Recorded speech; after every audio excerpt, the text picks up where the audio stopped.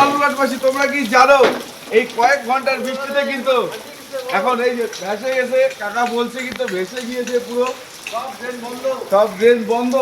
কি করতে হবে? ড্রেন ঠিক করতে হবে, এটাই দাবি। তো এখন রয়েছি, এই যে দেখো এখন রয়েছি হচ্ছে, এটা কোন জায়গায়? এলআইসি মোড়, মানে তিদারা ক্লাবের যে এলাকাটা সেই এলাকাতেই। তো দেখতেই পাচ্ছ পুরো জলমগ্ন অবস্থা, কিন্তু পুরো একটা কিন্তু দীঘা দীঘা ফিলিং দেখতেই পাচ্ছ, একদম দুয়ারে দীঘা, কম বাজেটে দীঘা। এই যে ভাই বলছে, দেখতেই পাচ্ছ পুরো এলাকা পুরো জলমগ্ন অবস্থায় রয়েছে। এরকমই অবস্থা কিন্তু রয়েছে আমাদের বালুরঘাটের ছোট পার্ক, সুরেশ রঞ্জন পার্কের সামনেটাও রয়েছে, একটু আগে আসলাম। তাছাড়াও আমাদের বালুরঘাটের কলেজ মোড় এলাকাতেও কিন্তু এরমটাই অবস্থা রয়েছে, একটু আগেই ওদিক দিয়ে আসলাম।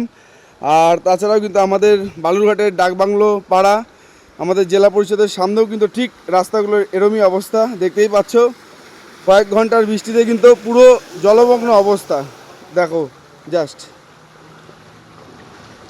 দেখে হঠাৎ করে কেউ ভাববে হয়তো যে বন্যা হয়েছে, বন্যা না, জাস্ট কয়েক ঘন্টার বৃষ্টিতে জলমগ্ন অবস্থা।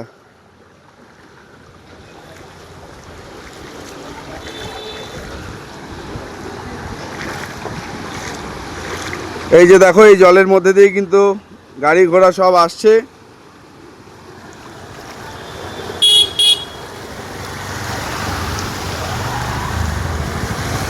এই জলের মধ্যে দিয়ে কিন্তু যাতায়াত চলছে বালুরঘাটের তিধারা ক্লাব পাড়া এলাকায়। যে রাস্তাটি রয়েছে তিধারা ক্লাবের দিকে, যে রাস্তাটি যায় সেই রাস্তাটিতে এখন রয়েছি।